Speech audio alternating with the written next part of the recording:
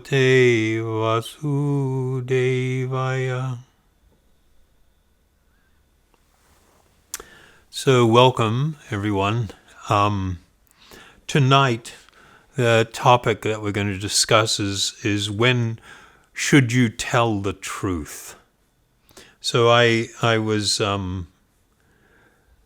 asked this question by James in Christchurch. He says, my question is a three-part question, but I imagine the answer is linked together. When should you tell the truth, and to what degree? The second is, does the motivation to tell the truth matter? And thirdly, and when should you keep a secret? So this is quite interesting questions, and it sort of requires a bit of consideration. For those who are on the spiritual path, motivation, or the reason behind doing anything, is pretty much everything. In spiritual life and material life, often the same activities are undertaken, but the motivation and the reason for doing them may be completely opposite or completely different. And therefore the two activities, one performed in material consciousness and one performed with spiritual intent and in spiritual consciousness, they produce completely different outcomes. Truth is somewhat similar. In the Vedic teaching, truth, or satyam, was considered really important, that people must and should pretty much always speak the truth. Attempts to be deceitful or to lie were considered and are factually normally undertaken by somebody who is wanting to directly or indirectly cause harm to someone else, or to hide something from someone, and quite often to protect their false image or false idea or false thoughts about who they are. And so in that context, not speaking the truth and lying is generally something that is done completely immersed in bodily consciousness. There is no recognition of myself as being an eternal spiritual being and others as being an eternal spiritual being. And so because in the old Vedic culture, life was seen as part of a journey towards actual spiritual liberation. For those that were enlightened, or those that were thoughtful, or those that were soft-hearted, their life and their undertakings were seen as part of a spiritual journey. And so the speaking of truth was considered a really important thing, and lying was considered incredibly low class and even demonic. So it was just people would tell the truth even if it meant misfortune would come their way, because they felt that speaking the truth was practically more important than anything. When we consider, though, the speaking of truth, there are kind of two ways that the ancient Vedic teachers or spiritual teachers would present truth and the application of truth. One is in a social setting, and the other one is in purely a spiritual setting. And of course, in a purely spiritual setting, the truth is always presented in a completely straightforward way. But there was a consideration given that in certain environments, social type environments, that one needed to take great care in speaking the truth, not to cause harm to others or not to cause distress to others. So I'll just read, there's a very famous Vedic literature known as the Manu Samhita. The Manu Samhita is pretty much the guidelines for how people should live, how civilized people should live. In the Manu Samhita, it states in speaking about this principle of truth, and in the fourth part of the book, in the 138th shloka or text, it states, "He shall speak what is true, and he shall speak what is agreeable." And the word agreeable here is the older usage of the word, and fundamentally means pleasant. He shall speak what is pleasant. And he shall not say what is true but disagreeable, nor shall he say what is agreeable but untrue. This is the eternal law. So here we have these two things, that everybody should speak in a truthful manner. And people should only speak that which is pleasant. We should not speak in a way that causes pain or discomfort or suffering to others, that is unpleasant, in other words. But the provision is made here that a person shall not say what is true but disagreeable or unpleasant.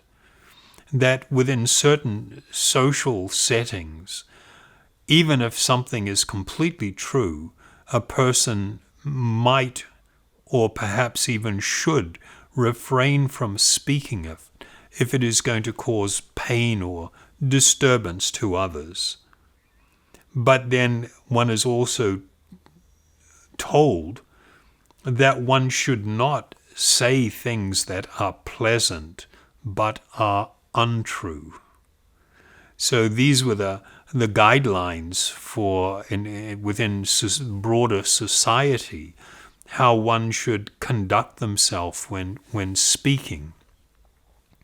So from a purely spiritual perspective, we have two references that I will read. One is from the Bhagavad Gita in the 17th chapter, where Lord Krishna is speaking about the nature of different types of austerity. And he says in the 15th verse, "Austerity of speech consists in speaking words that are truthful, pleasing, beneficial, and not agitating to others, and also in regularly reciting Vedic literature." So here, this is a confirmation of what was the verse that I read earlier. And I'll read one more before talking about it.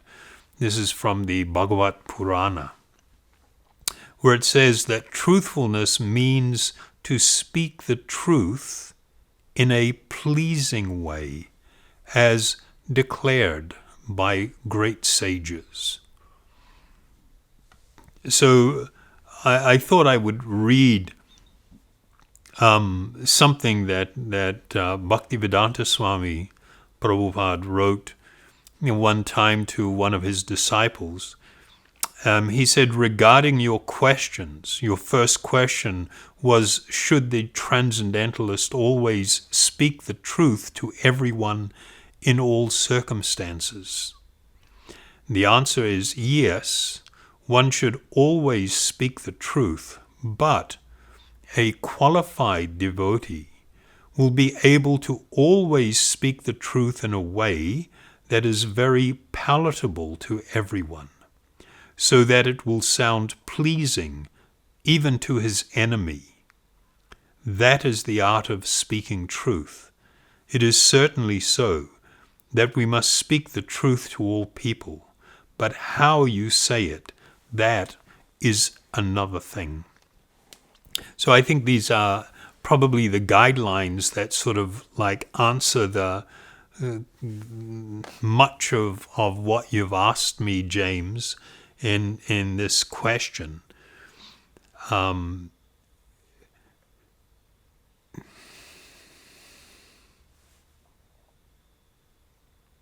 It's not that in ancient times, or since ancient times, that transcendentalists would mislead. Transcendentalists never mislead anyone. But in certain circumstances, sometimes it is better not to disclose the truth, particularly when someone cannot do anything about the situation, and it might be a very critical time that someone is about to undertake something of critical importance, and they need their composure and concentration. And then at that moment, if you were to blurt out something that was incredibly unpleasant or really disturbing for them, and they could not then perform the task at hand properly in the right state of mind, they might even end up, in the case of somebody flying an airplane or driving a car, put somebody else's life in danger. And so sometimes it is better to wait for an appropriate time, or to present enough that a person can grasp the situation but not be overly disturbed by it. So the consideration here is always the well-being of others. And for one who is trying to live a spiritually directed or focused life, one of the big things that we should always really focus upon is doing good to others. To put somebody into illusion or to mislead them somehow or confuse them is not good. To present untruth as being true is not good. This is very harmful.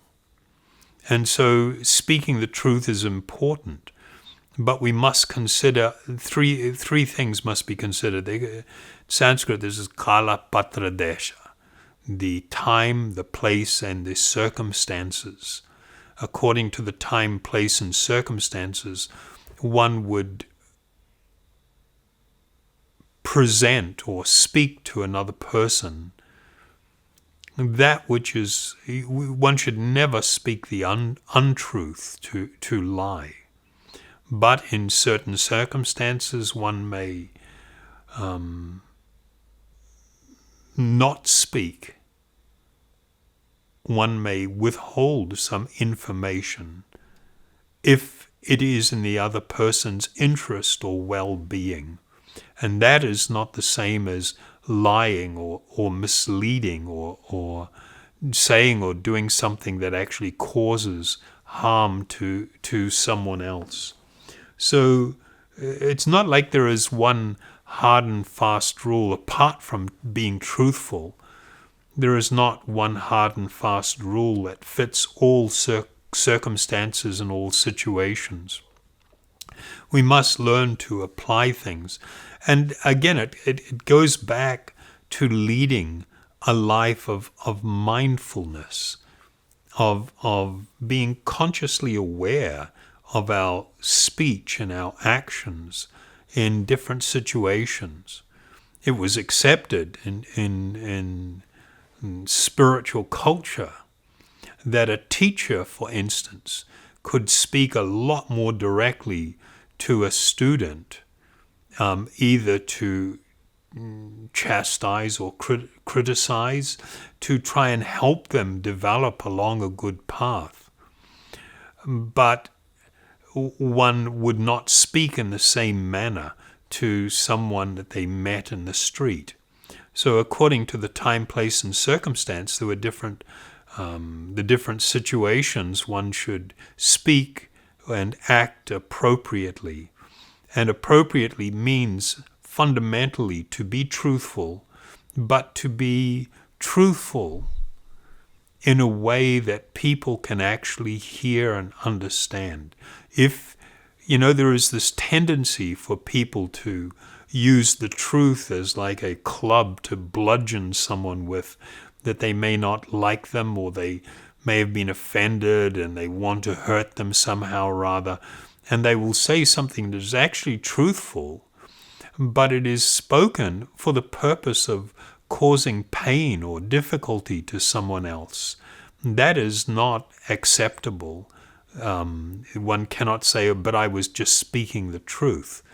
No, that's not acceptable. There will be a karmic reaction that one will have to carry from speaking in this way.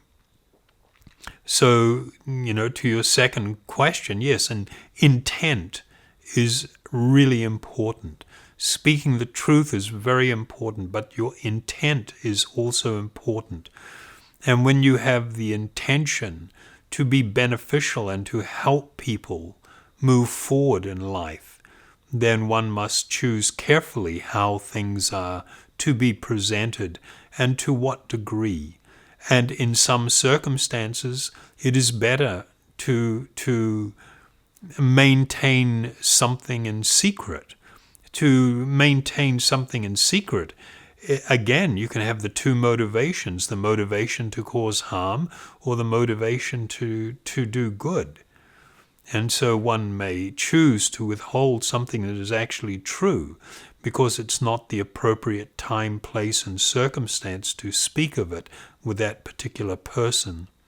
And there might be a way in which one would be able to speak it to them in another situation that will help them grow individually and move on a more spiritual direction in their life.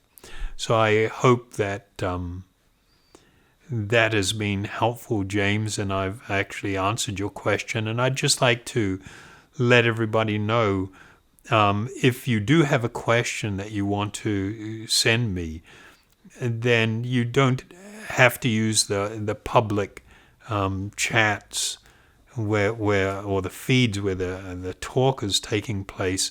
You can message me directly on my own Facebook, and I would be very happy to try and answer any queries that you may have to help you in your spiritual life. So thank you very much. So I'd invite you again to now join me in Kirtan. We will be using the Haribol Nitai Gaur mantra.